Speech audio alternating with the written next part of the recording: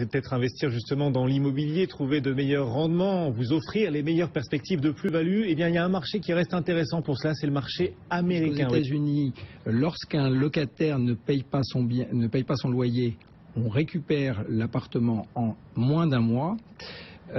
Et puis, il n'y a pas de fiscalité sur les revenus aux États-Unis, puisqu'on peut acheter, et on conseille d'acheter en société. On amortit la valeur du bien sur à peu près 25 ans pendant toute la durée de détention du bien, et donc les loyers sont amortis et on ne paye pas d'impôt sur le revenu.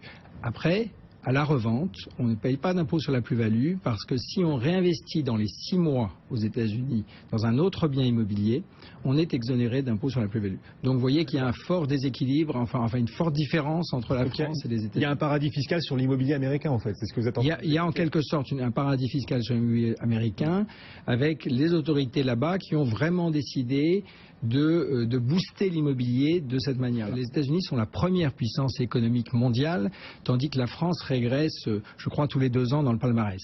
Donc, effectivement, on a des chiffres à faire pâlir les Français et à faire rougir les politiques. New York, 5% de croissance cette année, 5% de croissance économique. Miami, 3% de taux de chômage. Donc une démographie à Miami, à New York, à Los Angeles qui est en hausse constante et une monnaie dont on sait qu'elle est forte, stable. Et toutes ces maisons qui avaient été saisies lors de la crise de 2008 et qui pour certaines ont été retapées, est-ce que ça peut être une bonne affaire aujourd'hui pour un investisseur aux États-Unis, ces maisons dans des villes, oui, sinistrées, mais qui ont depuis quand même été retapées, qui retrouvent une seconde vie aujourd'hui? Est-ce que ça peut être une bonne idée ou c'est un piège d'après vous? Alors après, tout dépend des fameux budgets. Foreclosures. Tout dépend des budgets. C'est vrai que, on l'a dit, New York, le droit d'entrée est plus ou moins autour de $1 million. Miami, on est à partir de 400 000 $. On va pouvoir investir dans de la qualité à Miami. Donc c'est vrai que ce auquel vous faites allusion, ça va être plutôt pour des plus petits budgets.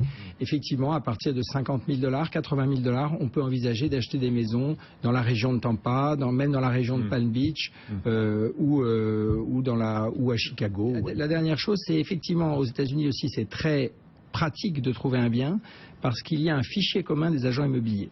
Donc on s'adresse à un seul agent qui peut vous montrer tout le stock des biens disponibles, tout l'inventaire des biens à la vente dans le quartier recherché.